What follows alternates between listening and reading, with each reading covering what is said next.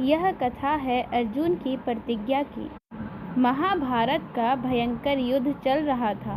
लड़ते लड़ते अर्जुन रण क्षेत्र से दूर चले गए थे।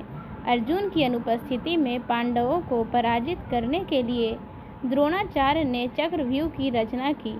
अर्जुन पुत्र अभिमन्यु चक्रव्यूह भेदने के लिए उसमें घुस गया। उसने कुशलतापूर्वक चक्रव्यूह के 6 चरण भेद लिए थे, लेकिन 7वें चरण में उसे दुर्योधन, जयद्रथ आदि 7 महारथियों ने घेर लिया और उस पर टूट पड़े। जयद्रथ ने पीछे से निहत्थे अभिमन्यु पर जोरदार प्रहार किया। वह वार इतना तीव्र था कि अभिमन्यु उसे सहन नहीं कर सका और वीर गति को प्राप्त हो गया।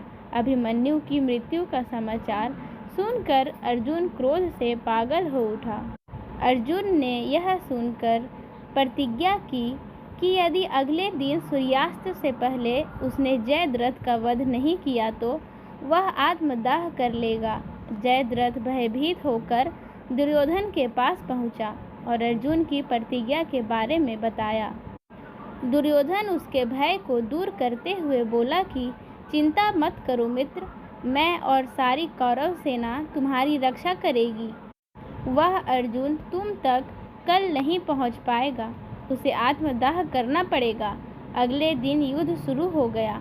अर्जुन की आंखें जयद्रथ को ढूंढ रही थी, किंतु वह कहीं नहीं मिला। दिन बीतने लगा। धीरे धीरे अर्जुन की निराशा बढ़ने लगी। यह देख श्री कृष्ण बोले, पार्थ, समय बीत रहा है और कौरव सेना ने जयद्रथ को रक्षा कवच में घेर लिया है। अतः तुम शीघ्रता से कौरव सेना का संहार करते हुए अपने लक्ष्य की ओर बढ़ो। यह सुनकर अर्जुन का उत्साह बढ़ा और वह जोश से लड़ने लगे, लेकिन जयद्रथ तक पहुंचना मुश्किल था। संध्या होने वाली थी। तब श्री कृष्ण ने अपनी माया फैला दी। इसके फलस्वरूप सूर्य बादलों में छिप गया और संध्या का भ्रम उत्पन्न हो गया।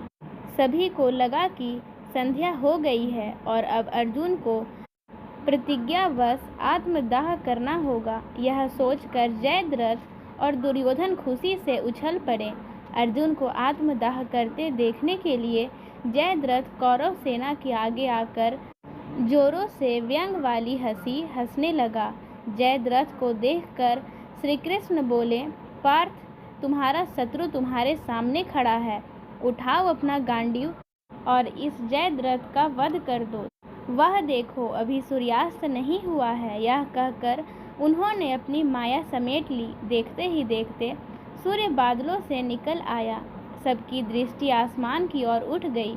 सूर्य अभी भी चमक रहा था। यह देखकर जयद्रथ और दुर्योधन के पैरों तले जमीन खिसक गई। जयद्रथ यह देखकर वहां से भागने लगा, लेकिन तब तक अर्जुन ने अपना गांडीव उठा लिया था।